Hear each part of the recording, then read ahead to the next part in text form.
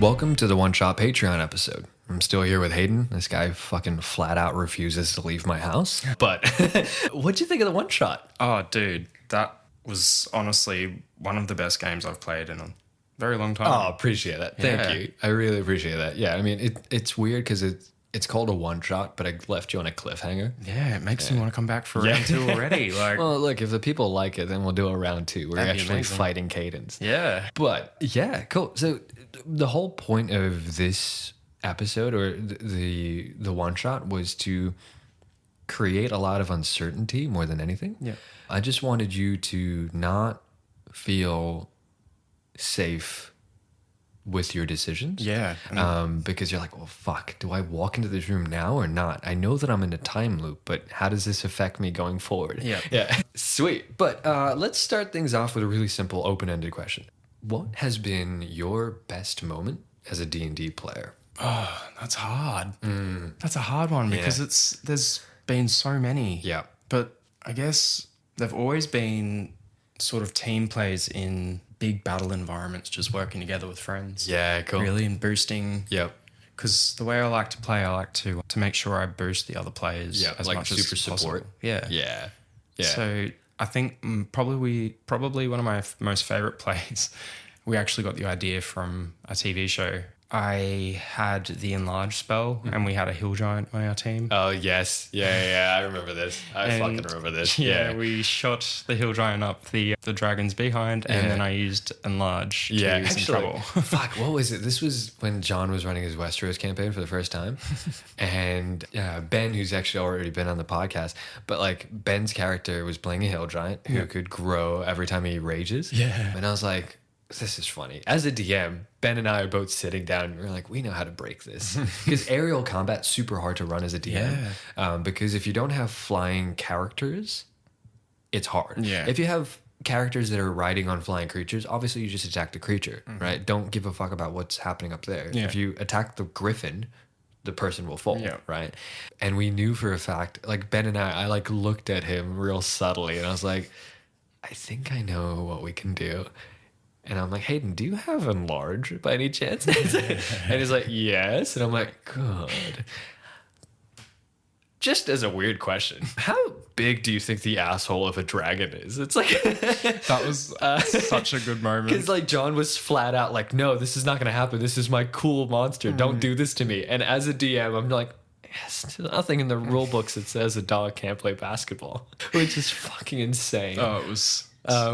Because I could see the life just drain out of John when that happened. I was like, I'm sorry I have to do this to you, John.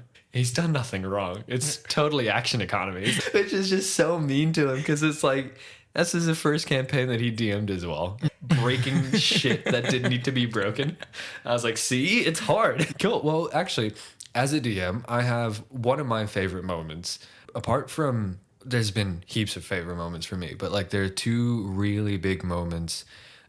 Three technically, but they all have happened with like our first campaign. Oh, true. Or the first campaign that we did. Yeah. So my favorite moment of all time in the campaign was when Ben's uncle was killed. Oh, yeah. And when the guards came and said, "Hey, dude, your dad's been arrested," Ben at the table was like, "My dad wouldn't do that," and I'm like. Yes, in the game, dude, not in real life, right? But his immediate reaction was like, my dad wouldn't do that. I'm like, it's a game, Benny. We all got so attached. Yeah, I was like, okay, well, let's step outside. Are you okay? Are you okay? Because your dad's fine, dude. Your dad's a good guy. I know your dad. But my second favorite moment was when you little fuck. Oh, no. You little shit. And I think you can kind of figure it out from like context clues, but like episode 30. We had gone through a complete time span and gone through multiple timelines of all the different things. Yeah. And I did this as a DM to buff the shit out of you guys, knowing it was going to be hard. Because I was like, look, this is the end of the campaign. I'm going to finish this battle today. Yeah. It's not going to go for, I'm not going to do a part 2. I'm not going to do a Deathly Hallows thing. And I was like, all right, you guys have a couple of buffs that you guys get given. You get a full rest. You get, a little bit of temp HP, and you're going to have one counter that you can use at any point in time, and it's just a free counter. So it's not like you have to roll for anything. It's not like a counter spell where it's like, oh, but I cast it at level 3 and it's a DC 7, it's a level 7 spell. Yeah. So I have to hit like a DC 17 in order to counter it. You know, it was none of that. It was just, you have one shot. Yeah. Because I was fucking throwing bullshit at you guys. I was throwing like scaled, but like level 10 spells, level 11 spells. Like this shit doesn't exist in D&D anymore. Get to the very end. You guys have whittled down Balthazar to the very end. Yep. And I'm like, fuck this. As a DM, I'm like, you know what? It's no longer I'm creating a nice, safe environment. It's all about collaboration. I'm like, no, fuck this. I'm winning this. And I really went into, okay, I'm going to test the shit out of everyone's character and see how good you guys have gotten with your character. Apart from like Ben, who had played Estelle, like his new character, that was... Obviously, it was his first few times playing it, so it was rough for him because he had literally just betrayed the party the day before. Little fuck. But I had gone through and I had made sure that I had used every fucking counterspell on the table. And then the last moment comes through and I'm like, all right, Balthazar's about to die. He is about to die. But I'm going to make sure that I kill one person. I had like a level 10 power word kill, which technically like a power word kill is essentially anything that's below 150 HP Dies. instant death, unless you can counter it at level 9, right? So even if you roll like a counter spell, you have to roll it at that or have a level 9 spell slot, which none of you guys at the table had. I was like, all right, cool. Level 10 comes through and I'm like, Hayden, how much HP do you have? And you're like, oh, is it below 150? And you're like, yeah. I'm like, okay. I'm so sorry to do this to you, Hayden, but he cast Power Word Kill at a level 10, and the entire table just went, oh, Hayden's dead. Bart's fucking dead. And you go, no, you don't. I was like, excuse me? Eggs fucking squeeze me? What do you mean by that? And you're like, nah, you don't. I was like, you don't have a counter for that. You're like, yes, I do. Yeah, we always have something up my sleeve. I was like, you little shit. I taught you how to play, you little fuck. How dare you use... do not quote the black speech to me. I was there when it was written. It's like, but that was like just such a good moment for me as a DM because I was like, oh, wow. Like, I'm pissed, but I'm pissed for the right reason. I'm like, oh, he's learning. And then only to sacrifice myself like 5 minutes later. Dude, oh, man. I mean, like that, this whole thing follows into the fact that at the end, I had it that if it wasn't during the battle that I killed one of you, it would be the sacrifice at the end. Yeah. The logical person to sacrifice himself was Estelle, was Ben's character, because he'd only been there for one episode. Mainly, does it make thematically, does it make sense? No, not really. You kind of want like a main character to do it, like one of the main characters. But that has to be their choice. Yeah, but I was like, oh, it would make sense if Estelle does it because Estelle doesn't really have anything else to do with this world. Yeah. You know? You guys have your families back. You have anyone and everyone that you lost to Mr. Green, you have them back in this timeline. Yeah. So, enjoy it. And then you're like, I'll do it. I was like, it just made the most sense to me for my character to do that. Yeah. Because I was like immortalizing him in a way. Yep. Yeah. Because the way that it was set up in that campaign, it was like, is he dead or isn't he? Or is he like now split across timelines and stuff? And that's how I've been playing him since. Yep. I think because the idea behind it was essentially you had gone back to the cogs of creation and now you became the watcher of that. Does that mean that you eventually die? Yeah. But everything does. But it's like it's no longer you are with a party that can help you out or anything. You're completely alone. Yeah. And I was like, Hayden, you don't have to do this. But it just makes so much sense. Because my character's whole thing was ending up alone, was his greatest fear. So in a way, it sort of played into that as well. Which was honestly one of my favorite moments as a DM. Definitely one of my favorite moments. That and when you guys wouldn't stop haggling a guy for being a pedophile, apparently, but he wasn't. Yeah, and setting up my character because he looked like a kid. Oh, dude. And then I talked about this with Alex.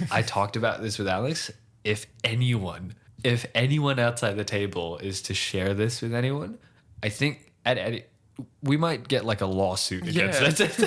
Because genuinely, I think, and I hate having to say this out loud. You started this, by the way. You started this. You said, I'm going to disguise Hayden as a sexy child. Oh, yeah. Whoops. The DM, I'm just watching and I'm like, what am I feeding into?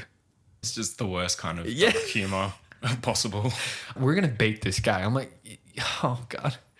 He's okay. Well, first off, he's not a pedophile. Yeah. I don't trust that. Yeah, I don't trust that. I don't trust that. He has a toy Even shop. when he got brutally murdered. No, I don't trust it. He's up there doing something to kids. I feel like he's diddling kids. I'm like, what do you mean? Are these bears kids? They're not, man. I mean, they're his kids, so he does have kids. No, I meant like it's his creation. Yeah, I think he's a pedophile. Yeah, I'm like, he's not. sure. I didn't even have a name for the guy, too. But, oh, man.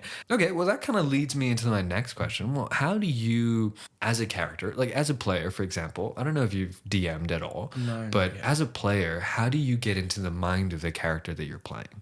Like, what helps you? So, I guess like having like a description of my character and then trying to build a personality around it. Yeah. I take a lot from different TV shows and stuff as inspiration for my character, and I'll pick the personality of like a favorite character from a TV show and try and take that into art. Yep. I still feel like I could do a lot more in terms of like sort of improving the character and having like a more fully realized sort of personality behind the character, where I can do like an accent and that sort of thing. Like I can definitely see myself building more towards that. That's what I want to do with the characters. Yeah. But at the moment, I'm sort of just still finding my feet with playing the character itself. Yep. Yeah. And that's honestly, there's no surefire way, and there's no like right way and wrong way of playing D&D, you know? Yeah. I mean, okay, well, there's one right way, and that's just to play and have fun. Yeah. But like if you're being like a dick about it and you're like, well, my character would stab this guy. I'm like, why? No one wants to play like that. Don't kill him. We need information. I'm going to stab him. That's not part of interrogation. Yeah, no. Like in the leg? Nah.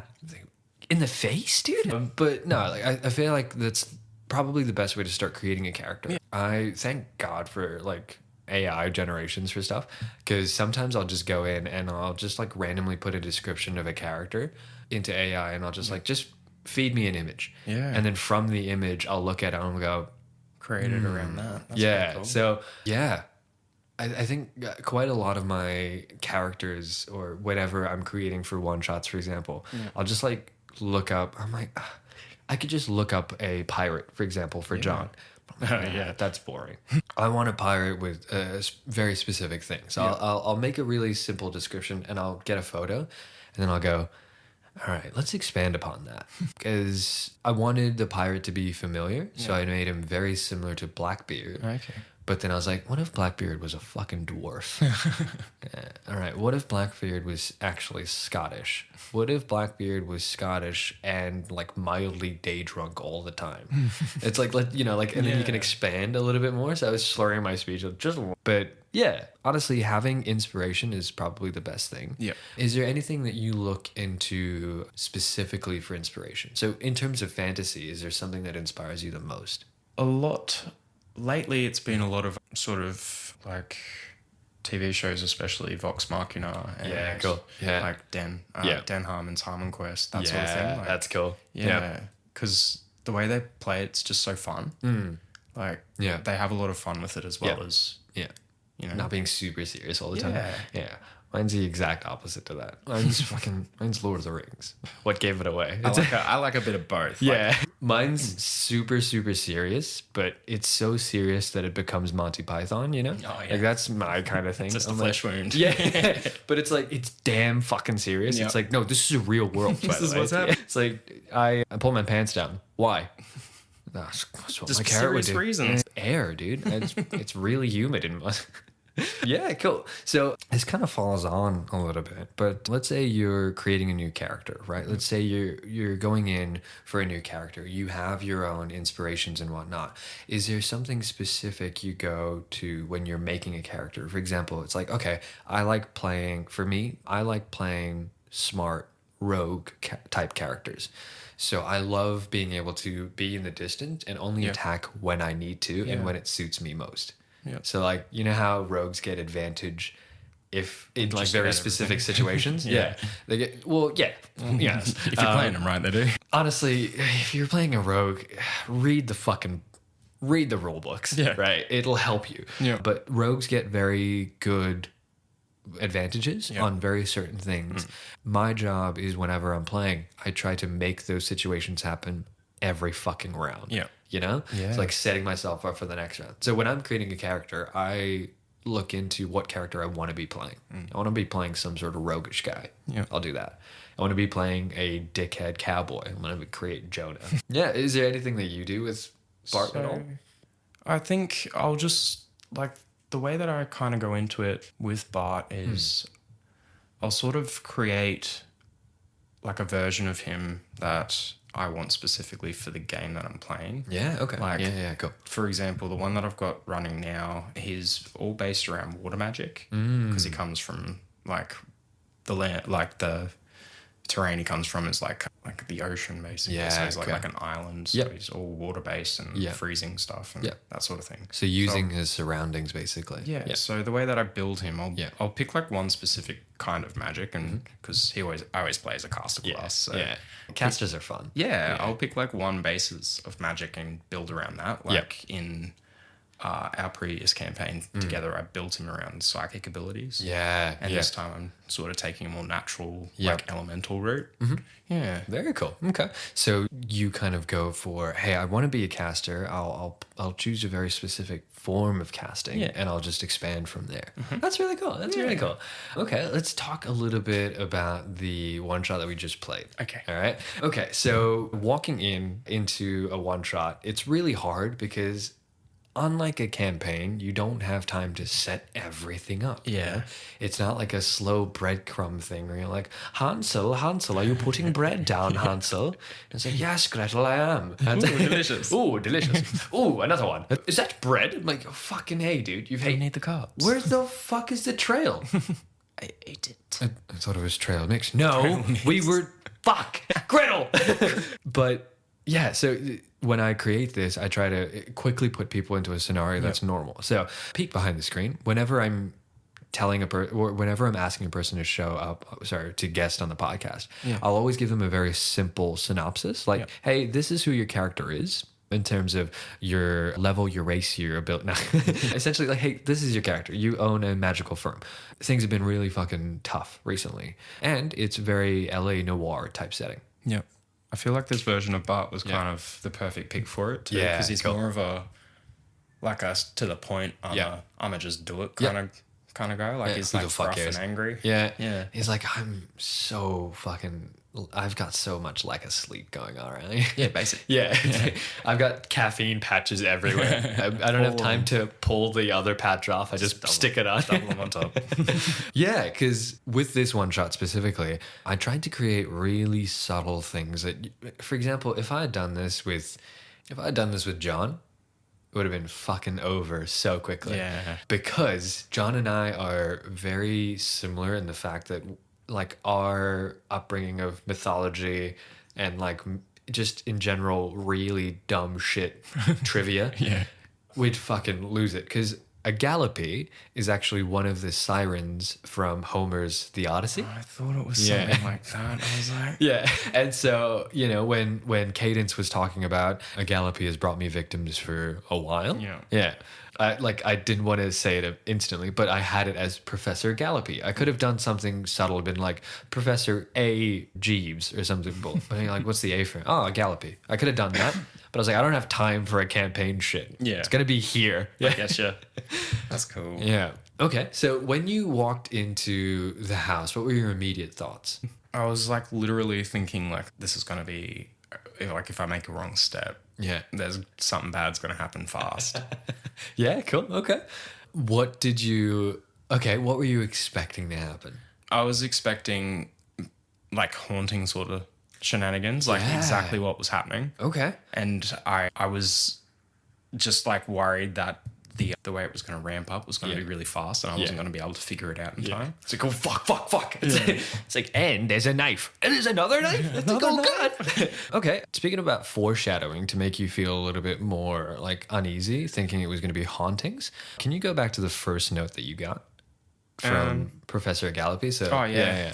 The In Between Heaven, Hell and the Unseen. Yep. So read what's the first letter of each line? Ghost. Okay, I did not see that. That's amazing. Thank you. Again, really subtle. But I was like, all right, because it's like psychology stuff, right? I Like, can't believe I missed that. yeah, it's simple psychology stuff where I'm like, okay, I'm gonna give you hints that are subtle, but your brain picks up on it anyways. So you were starting to create scenarios where you're like, oh fuck, it's gonna be haunting. Wasn't haunting. Wasn't haunting. Who said anything about haunting? But yeah, it's the first letter of each of that spells out ghost. That's so funny. Thank you. You're welcome. Because I even remember thinking, like, while I was reading it, I was like, this is structured really weirdly. It has a weird cadence, doesn't it? That's very funny too. Good work. Thank you. Yeah. Okay. So, were there any things inside the house that you'd like a little bit more information on? Because I mean, again, we're done with the episode, right? So you can ask more questions. I got real confused by the kitchen. Yeah. Like, because was it just nothing meant to be in there, or did I miss stuff? No. Okay. So the red lip around was obviously blood, right? But the way that it worked was it was a time loop. So everyone that was being brought, like a Gallopy was bringing, was leaving behind their own clue. Oh, okay. And so the sink was just an old clue. Yeah. The house at some point was fully furnished, right? But whoever had come in last, over time, they had picked stuff and they had thrown it out. Yeah. Or they had destroyed stuff. So the house is becoming more and more empty, more and more derelict. But inside the kitchen, when you had gone through and you had turned the tap and then you had switched it back off. That's became part of the loop. Exactly. So I was like, that's why I was asking what you were doing, because then I was like, oh, I could use this as part of the loop when it comes in. So when you walked into the mirror, into the other realm, you heard the tap and it went off the same time you would switch it off. Okay. Yeah. So same with the walking around the stairs thing. But too. I had those sounds and stuff to subtly kind of point you to a direction. Yeah. So if you had just walked out and you're like, oh, I'm just going to stay here, I guess, or walk back into the master bedroom, like, I don't want him to do that. I want him to then explore the house. Mm-hmm. So we'll have a sound on the opposite end of the house that'll draw him into the living room. It'll give him more information. And then as he's in there doing a bit more, another sound will draw him back into the next part. Yeah. You know? Yeah. Instead of just like indicators being like, oh, you should probably go into the kitchen now. Yeah. Why? Well, because I have something really there. well. Yeah. Oh, thank you. Yeah. Yeah. Okay. And it did help me figure out the time loop part as well. Yeah, good. Because I was just like, there's things happening at specific times. Yep. Well, again, another peek behind the screen. I had run this for Alex, right? And unfortunately, the whole thing had been corrupted. Wah, wah, wah, wah, wah. But as that happened, what I found was when I was running it with him, you are lucky. You're doing it in the broad daylight. Yeah. I did it at night for him. What I found was even though he was moving through really well and he was, investigating the right things at the right time, he didn't pick up on the time loop thing. And I was like, oh, well, I feel like I haven't foreshadowed that well enough. So this time when I ran it, especially for you, I was like, okay, when you do something, I'm going to make sure I pin that so that it comes back when you're in the other realm. Yeah. So walking up the stairs was you. So when you're in the actual realm, walking up the stairs was you. Yeah. Right. But when you were in the land in between, you heard the faucet running, which was a back loop. In the normal. And then you walking up the stairs is what you would have heard. Yeah, you know what I mean? But you only heard walking up the stairs once because you only walked up the stairs once. Mm-hmm. You didn't hear it multiple times because what Alex did, which I'm so like proud of you for doing this. I'm proud of Alex as well because he made it work. But you had gone through the paintings and you had written down the numbers on the plaques. And you're like, oh, you see some plaques. And you would have been like, oh, that's fine. I was like, no, you see some plaques. And plaques. Oh, okay. Yeah. What is it? Well, I gave you the numbers. And then even the way the cipher works is like you kind of pictured. It's the same numbers, but they're jumbled. Yeah. And I was like, okay, so the first one looks like a date, right? It was, good Lord, what was it? Yeah, so it looks like the year, the month, the day, right? The next one is like a set of 4 numbers instead. So it kind of throws you off just a little bit. Where you're like 3.1.4.5. It's like, what is this? Like the starting of pi? I was like confused by that. I was like, they're the same numbers in a different sequence. Yeah. And then I was like, that'd have to be a code then. Exactly. So I wanted to not give you too much there. But what had happened was because you already written it down, you didn't have to move further and further down away from the protection save. Because if you had, Cadence would have started following you through. And Cadence's whole aura was about like subtly wearing you down with psychic. But then as soon as you had gone downstairs, he was out. Yeah. And if he was out, fucking tough. Tough. And I'm talking, it would have been one action each round. Like it would have just been one attack per round. But it would have been enough to whittle you away so that you can do this for 5, 6, 7 rounds. You couldn't have done that. It was essentially going to be, I'm taking psychic damage, I'm taking physical damage, and I have to figure out a riddle. Yeah. My anxiety is at an all-time high. Yeah. That's what was starting to happen. I was like, oh no, this is starting to ramp up. Yeah. As soon as my HP, because I got down to 31. Oh, fuck. Yeah. Well, with that, each round, like the DC started at 2, but then each round the DC would go up by 2. And I would add an extra D4 of damage as well. Luckily, you were resistance. Otherwise, you would have been in like the 20s for sure. Because I was rolling pretty good. Aberrant Mind Sorcerer. Yeah, that's good. That's very good. Yeah, I think it was smart for you to stay still as well. Like, no, I'm going to figure as much as I can here before I need to go to the next part. Because it's good. You figured it out in terms of that. That's very smart. Oh, the bookshelf, by the way. What do you think of all the different stuff on the bookshelf? It got very confusing very quickly. Yeah? Okay. But then having the note here as well, like as soon as I saw the lamp, I was like, okay, that's probably something.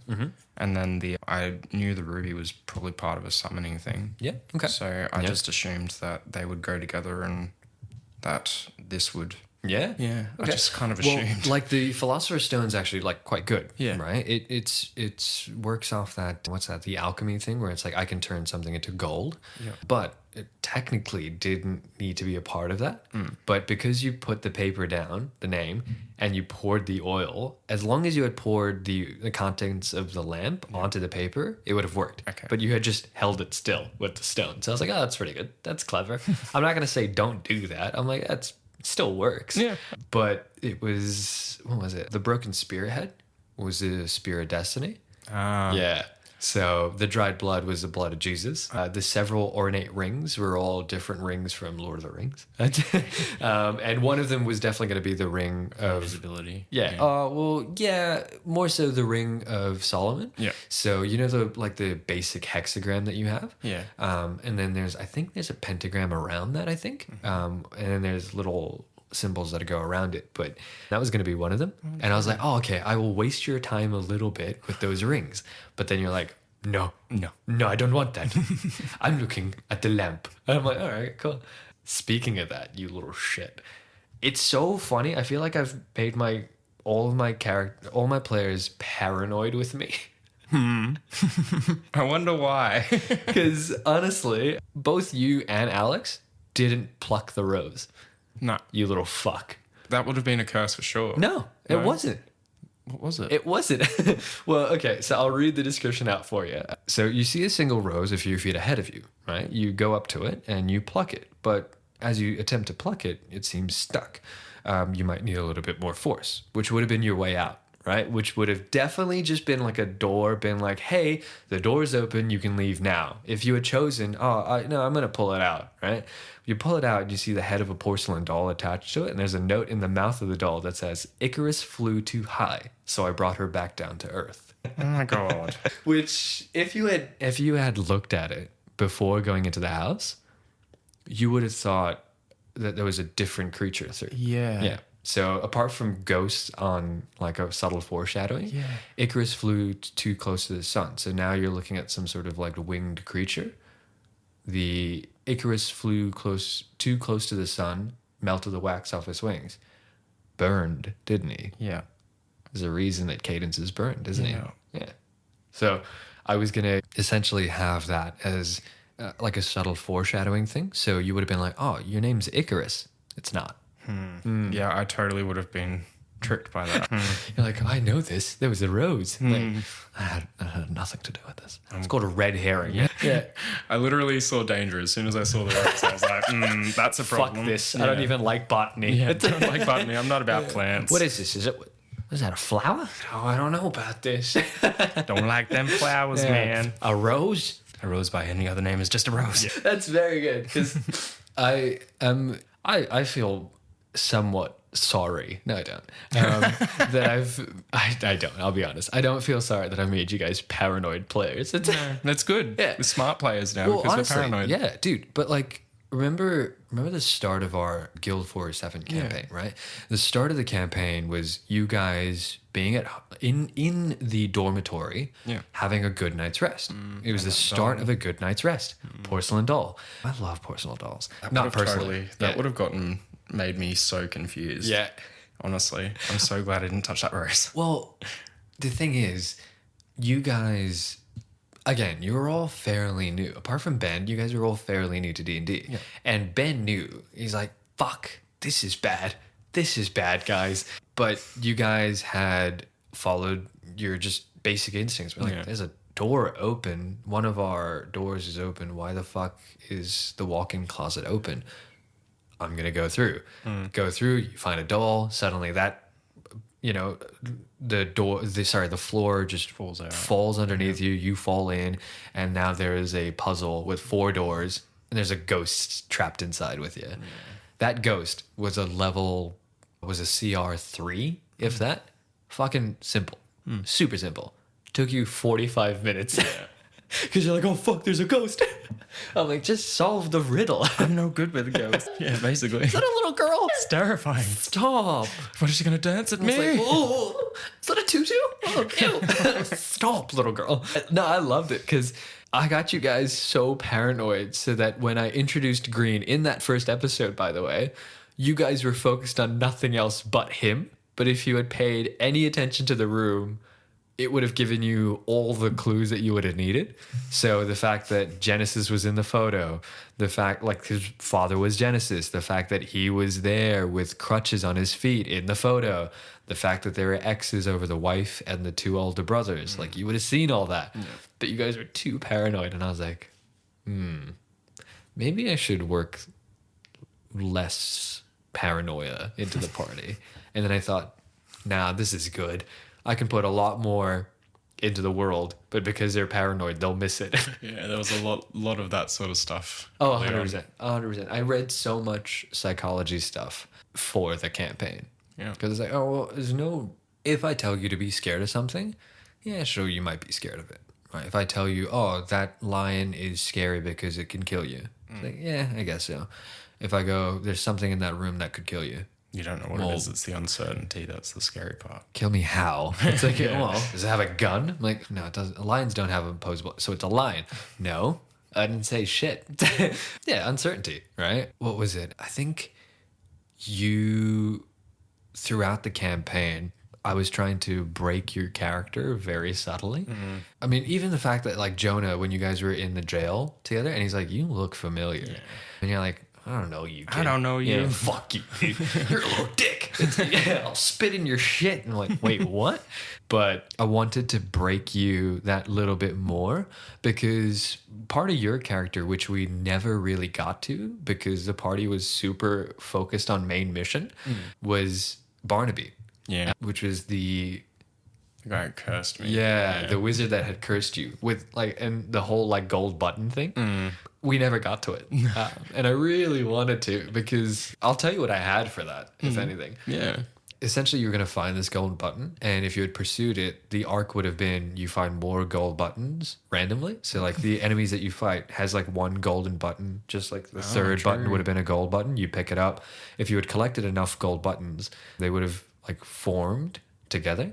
And it would have been like almost like a device that helps you teleport to something. Oh, cool. And when you did that, it would be like a cliffside with a house that is so far over the cliff, like built almost like Series of Unfortunate Events. Yeah. You know that house, right? It's just like, that shouldn't be safe. Yeah.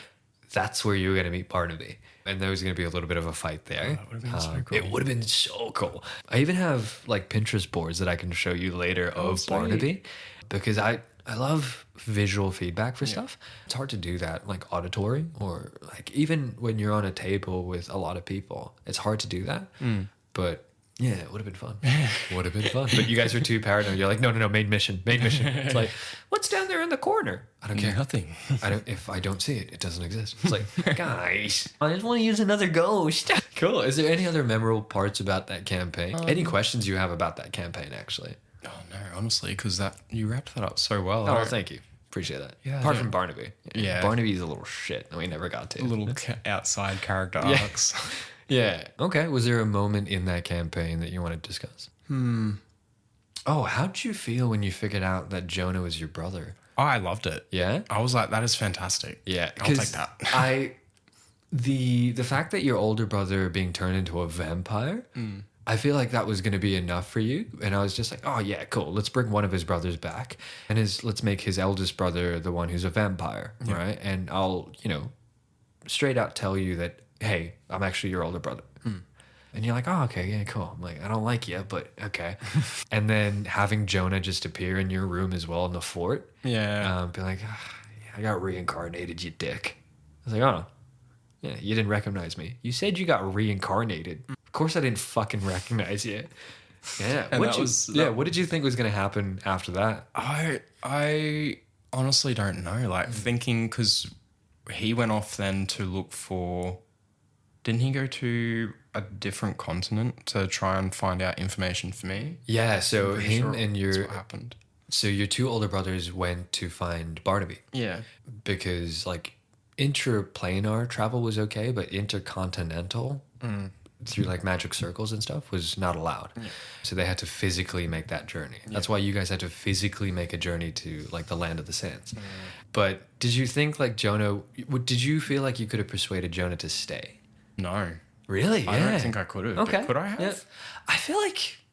I feel like knowing Jonah's character, he was more hell-bent on revenge than anything. Yeah. So it would have been hard because he knew that he had fucked up your trust by essentially killing Captain Yenna and taking the Shapey to green. Yeah. So he knew he fucked you up in that sense. But he's like, the one thing that I can do right is find Barnaby and at least save your ass, right? So I think he was hell-bent on that. Yeah. But I don't know. Maybe. I don't know. If the rolls were good enough, I would have allowed it. But damn. Next time. Yeah. Oh, well, yeah. Let's play it again. Okay. Here goes another 180 hours of my fucking day. Yeah, I think the part of creating characters is the lore that they bring in as well. And you did such a good job with Dreamland as well. Yeah, no, it was really good because it gave me loose things that I could work with. Yeah. But it was still pointed enough, So it's like, no, the place is called Dreamland. These are my parents, the name of my parents, the name of my brothers. This is us. Yeah. I'm like, okay, cool. I can play with that. What if you had a babysitter who was actually just there to super evil? Yeah. Because there's a part in Vox Machina where that happens, I'm pretty sure. Yeah, it happens to Percy. That's it. Yeah. So I think I used Percy, for sure I used Percy as part of your thing. Yeah. Because even the vampire, right? And I was like, oh, fuck. This is the guy that killed my family, the vampire. Yeah. And I was like, there's never a vampire there. And then the vampire goes, I'm actually your brother. So it's like, oh. So you're not a bad guy? Oh, no, I'm a bad guy. I'm just also not the worst guy. I'm related to you. So, okay, so you're bad by blood, I guess. Because we're all shit. Cool. Right. Did you have a favorite character in that at all? Yeah, Jonah. Really? Yeah. His character made me feel a lot more connected to my character's family. Yeah, like, okay. Having someone like an anchor in that world that I could... more than your older brother? Yeah. Wow. Okay. Like... Cool. Just news to me. Okay, so in what context? Well, just I guess Jonah was the my character's brother in the end, wasn't he? Yeah. That I think that was what really made my character feel more grounded in the world, having something to play off there. Yeah, with you. Yeah, I'm pretty sure Jonah also helped you create a gun, didn't he? Yeah, he did. Yeah. Which definitely helped your character. And I pull out my gun. It's like, oh, fuck. That was always a problem. I think because Jonah was one of as an actual character that I played. Yeah. But I played him completely different to what I had played him in the campaign that I ran him at. Yeah. So in the campaign that I had played him, he was just randomly teleported to a world, right? His brother had died, and so Jonah had then started looking after his, nephew, right? And adopted the nephew and was raising him as his own. Out of nowhere, he gets teleported to a random world. His whole mission then became, I need to go back home because there's a kid that needs me. Yeah. It gets to a point where they get into a vampire's house and whatnot, and then there's like one of their party members had died, so it turned into a revenant and was chasing them. And then Jonah is just like, well, fuck. He is going to kill one of us. He is going to kill one of us, and it can't be me. Because if I die, who's going to take care of that little kid? Yeah. And so the most memorable moment for Jonah was we were in this vampire's house, and I had lured the revenant, and I had missed a turn, and it was a dead end. And I went, fuck. No, I don't have any fire on me. The only thing I have is a gun. Like firepower, but no fire. I don't even have any wisdom points left to make this like a fiery shot. Nothing. I've got nothing. What do I do? So I was like, all right. I looked at my DM. I'm like, the Revenant wants to kill one of the remaining 2 party members, the original 2 party members. Is that correct? And he's like, yeah. He's currently chasing me. Yes. Cool.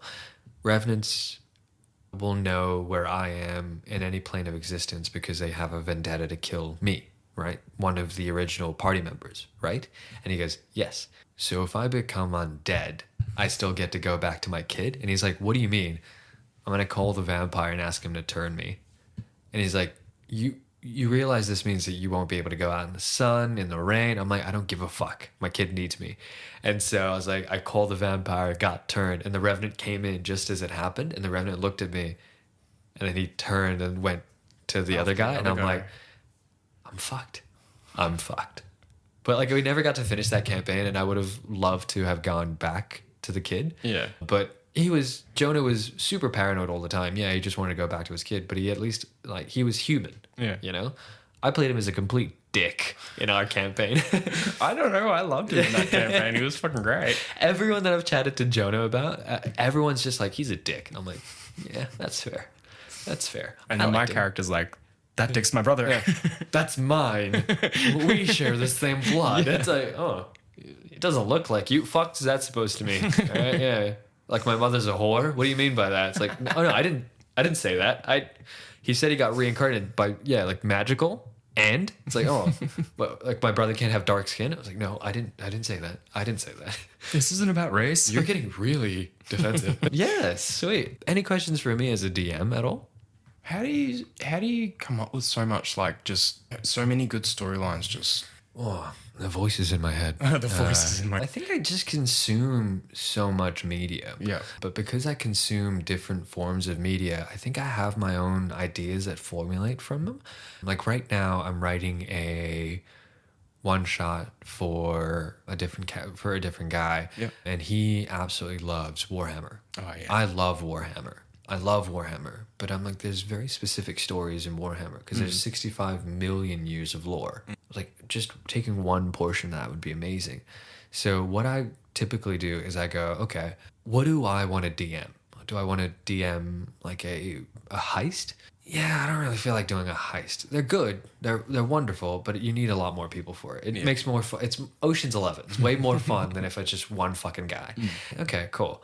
Let's create an idea. Let's go, okay, let's say that he's defending his home world. Okay, how do I play that? What is he defending it from? Let's go, this specific type of Xeno. Okay, cool, awesome.